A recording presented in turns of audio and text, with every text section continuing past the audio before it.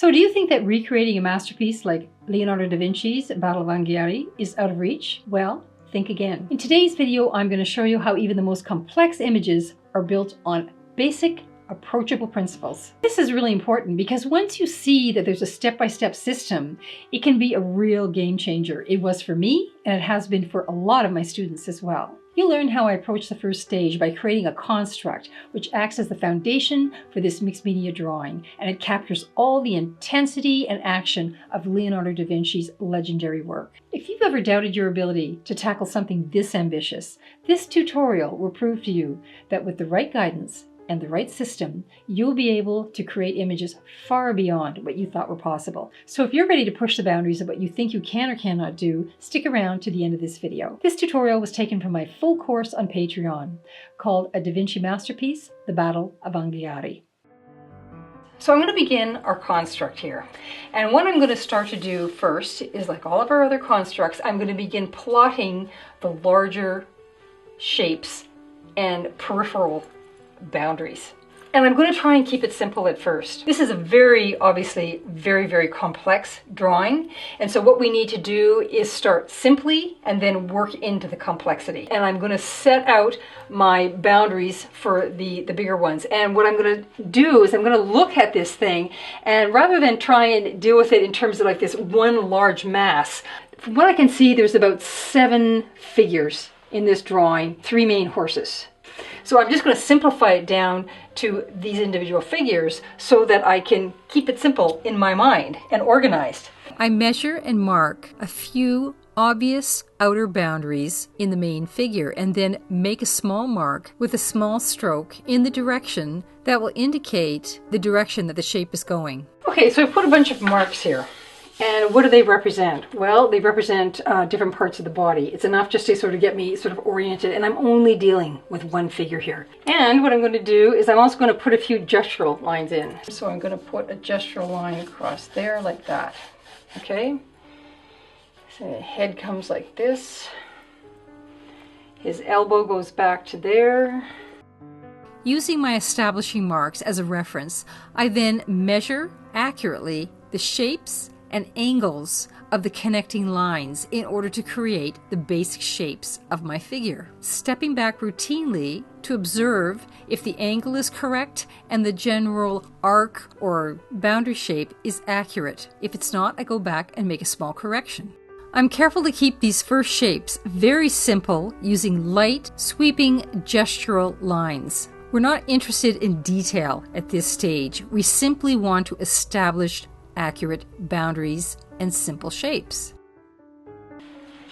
Okay, so I went back in and I double checked everything, all of my sort of main boundaries and proportions. And sure enough, I found most of them were okay. They were pretty much dead on, but there were a few. And sure enough, the biggest one that I found was right along here, along the side of the horse's head. But just about everything else was pretty much okay. So going back and double checking just saved me a few problems in this area. So now I won't create like a cascading effect. And that's what the problem is that if you let some of these problems go too early in the game, as you keep adding things, you're just kind of thinking, well, no, this is that far from there, and it ends up creating a domino effect all the way through the entire piece. So that's why it's best to go back at various points, double check before you go on to the next stage. So this figure I'm fine with in terms of basic proportions. Now I feel comfortable going in and doing the second figure.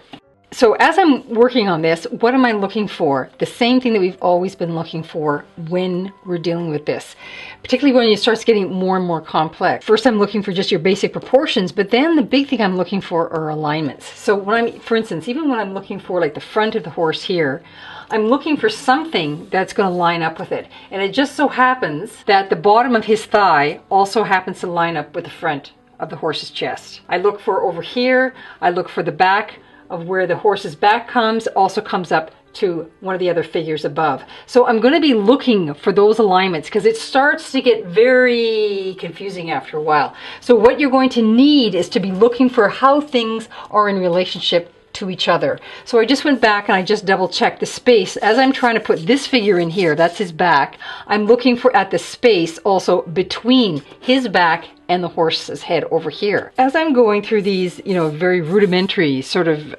blocked in images, my main focus right now as I'm going back and I'm refining things is basically making sure that my boundaries are accurate. I notice it's very easy when you get into an image, especially that's more complex like this, to sort of guesstimate where things are. We see that there's a gestural line there, so we put it there, but then if it's not really accurate, like I said, it has this cascading effect through the rest of the drawing. So as you're going through, the main thing that you need to be focused on at this point, as you're working to get these shapes in and these figures in relationship to each other, is to go back and make sure and double check that things are accurate. For instance, this was up here about a quarter of an inch. I had to move the whole thing down, and I noticed because it was up, it was throwing off other measurements as well. So this is the main thing you need to be worried about. Just give things a basic, very, very rudimentary shape, but make sure the boundaries are accurate. Once you've plotted everything in and you've made sure that that is there, then it's very easy to go back and start to refine the details. But right now, it's just boundaries and proportions and correct angles and simplistic shapes. This stage of developing the drawing, this is actually teaching you to draw.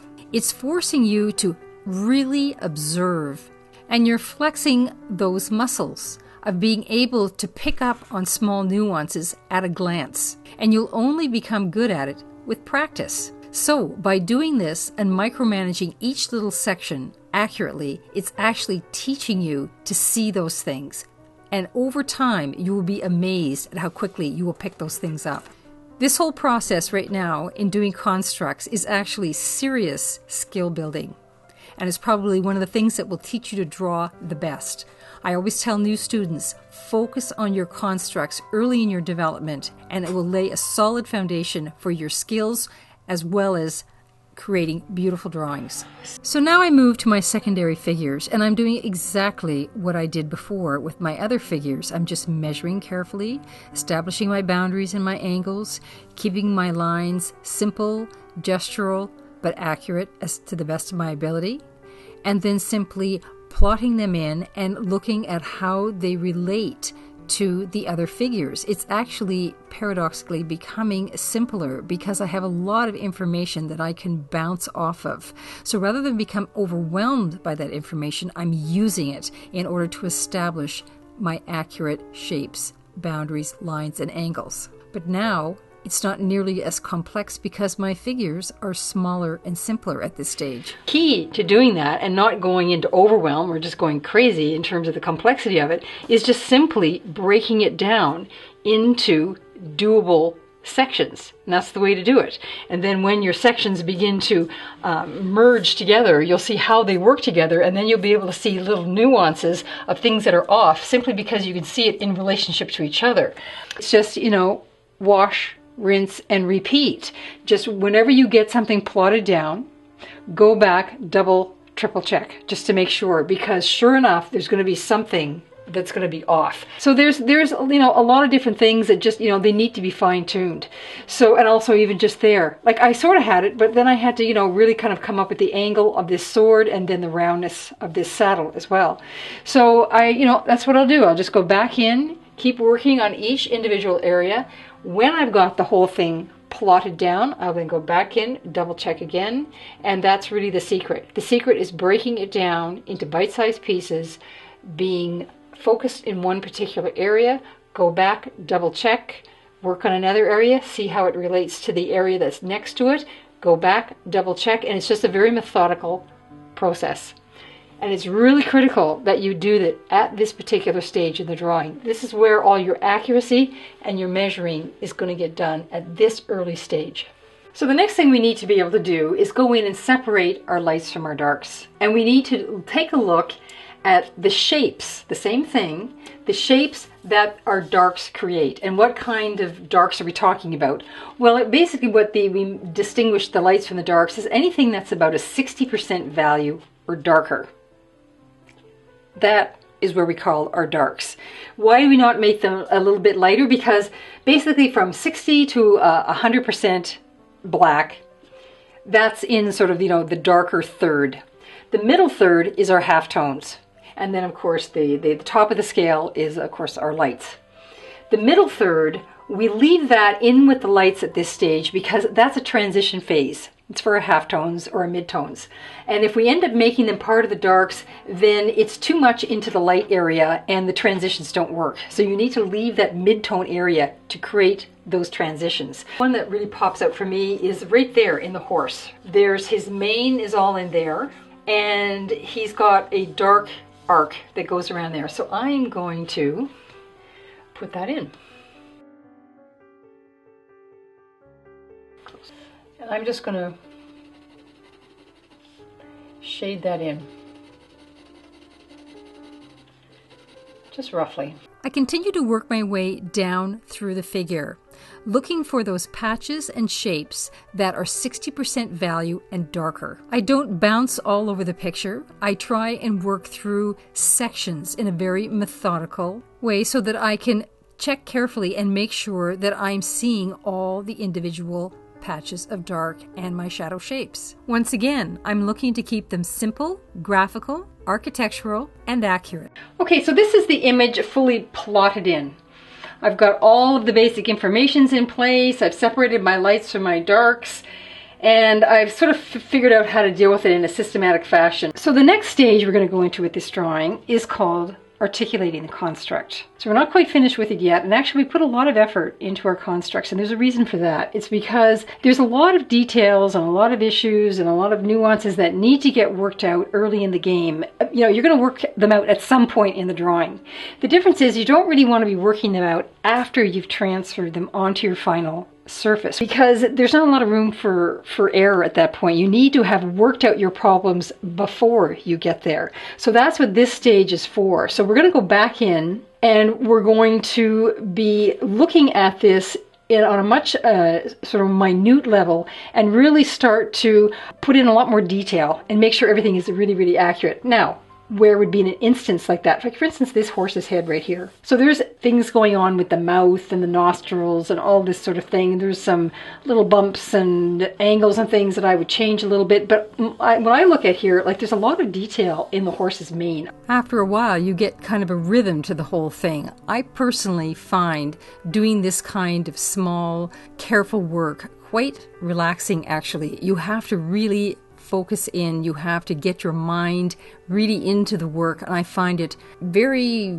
zen-like. It's kind of disappearing into the zone, and when you do that, you'd be amazed how quickly you can work through this, and also how accurately you can do it, and how at the end of it you step back and you can really see that you've accomplished something, and the work can be quite gratifying. What you're training yourself to do is to really observe and hone your ability to pick these things out with your eye, these small details, to be able to see them at a glance. And that just simply takes practice. And so the more you do this, the more adept you will become at this process, so that after a while it's simply hardwired. You've simply trained your eye to see these things, and you'll be able to move with far less effort at a much quicker pace and do a much better job.